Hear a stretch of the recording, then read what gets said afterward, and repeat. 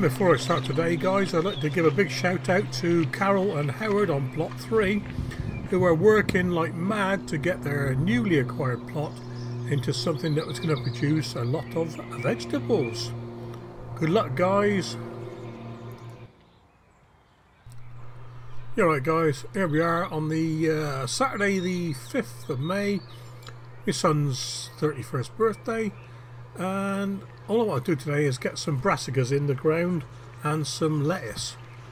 They are just, if you've seen the wheelbarrow there, they're getting so big at home, we've got nowhere to put them anymore. So here's my new brassica cage that I built a few weeks back. I just want to get them in, really. Not too bad. This is all soil, this one. No compost. Loads of chicken manure. A bit of calcified seaweed to keep the pH up. You need to pH 7 or more for brassicas.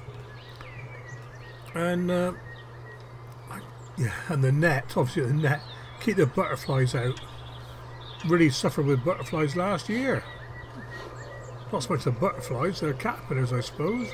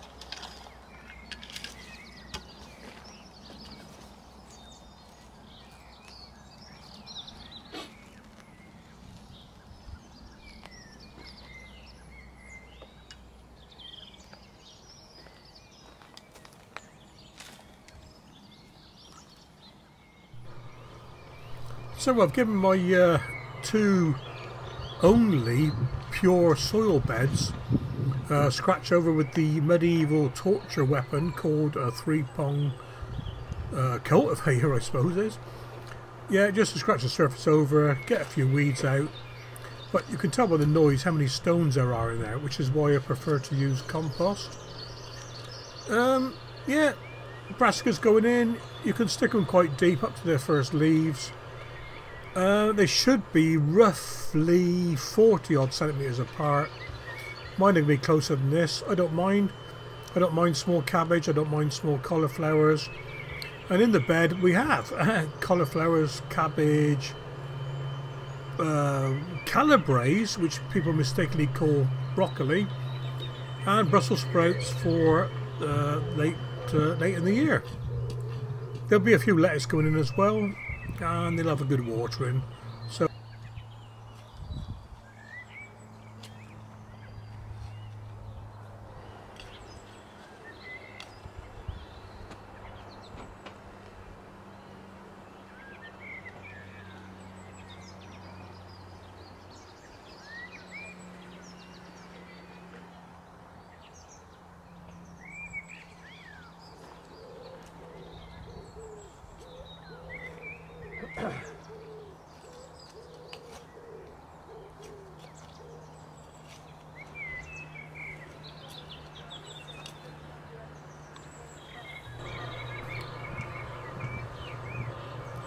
yeah, look at this. Look, great root ball on it. This is why I couldn't keep it at home any longer, because I didn't have enough pots to keep them going. When you're putting brassicas in the ground, push them down really firm.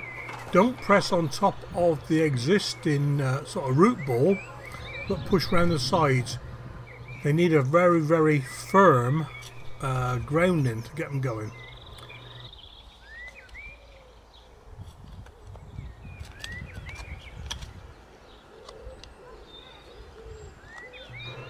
Right, that's about me done with the first row.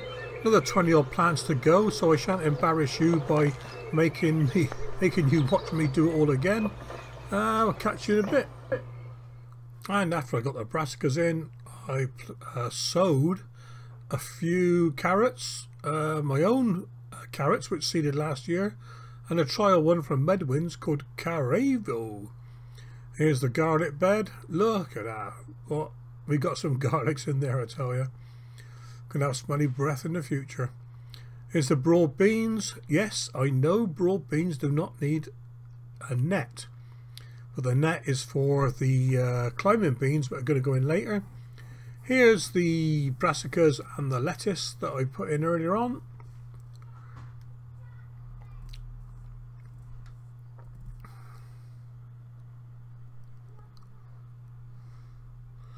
And here's the other end of the garlic bed.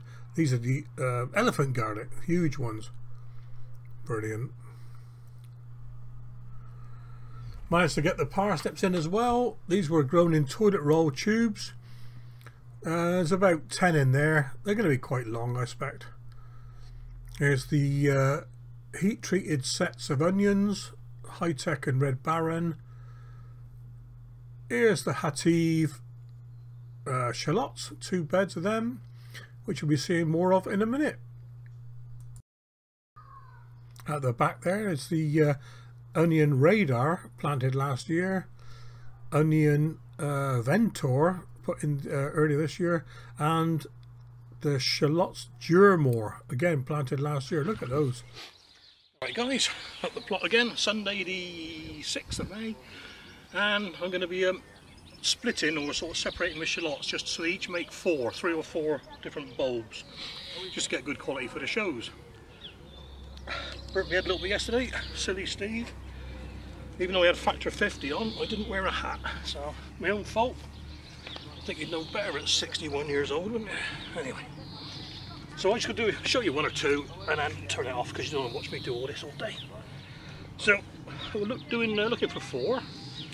In fact, it's a bit spooky this because they're nearly all in 4s. In fact, they are all in 4s. 3, 4. 4 nice ones there. Like that, we don't need that one. And if you listen carefully, you'll hear a reassuring click as the offending one snaps off. Ready? Alright, there we go. And there we are, first veg of the year. So there's 4 left now.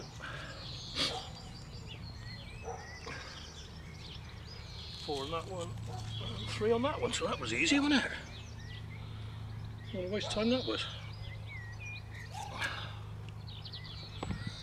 Put the net back on then. In fact, do I need a net? No, I don't. No, I'll put it on anyway.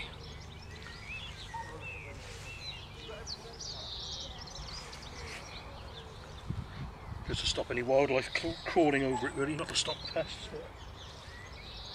There's a few more in here I can show you, so I'll show you on the other bed.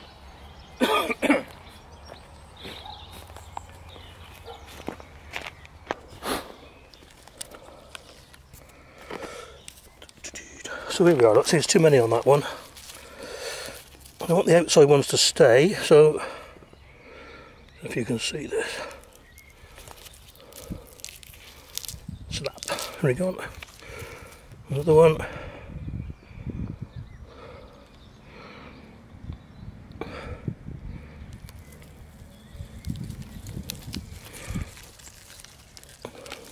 Snapped off. So that leaves 4. 1, 2, 3, 4, and they should all grow even size. Just try one more if I can find one.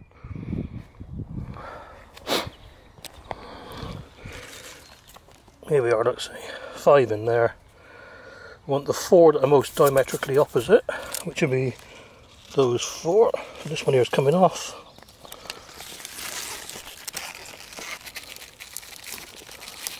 Snap and pull.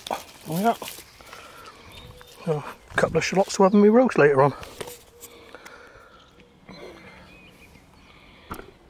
Right, last thing I do before I go and pick some rhubarb. take some to work, and I shall be making a rhubarb crumble later on. So when you pick rhubarb, a bit like any plant really, try to thin them out a little bit, but you never just cut them off, you've got to snap them like this from the base. So you've got a stalk on it. Nice bit of red rhubarb there. Right, and let's take it from the centre of this one or this one. There we go. So you got a bit of it. It's not calyx, I don't know what it's called really, but it's got a name.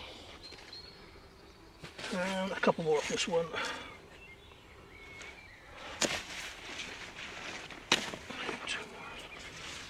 A couple of thin ones.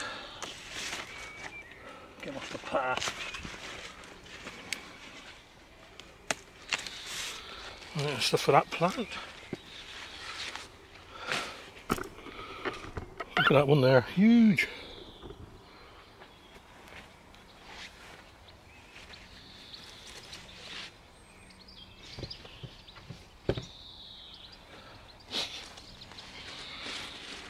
Oh, I didn't know some red there.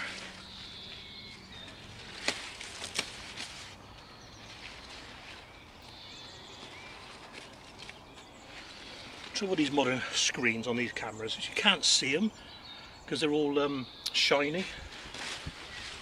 The only one I can use properly is my Amazon Kindle, and that's got like a ground glass screen, and you can read it in the sunlight.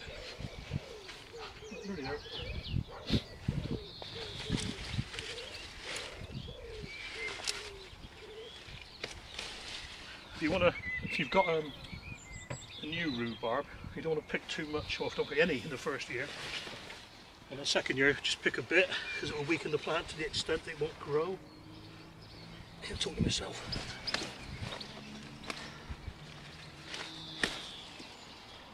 Get one off the outside there. That'll do, I think that's enough.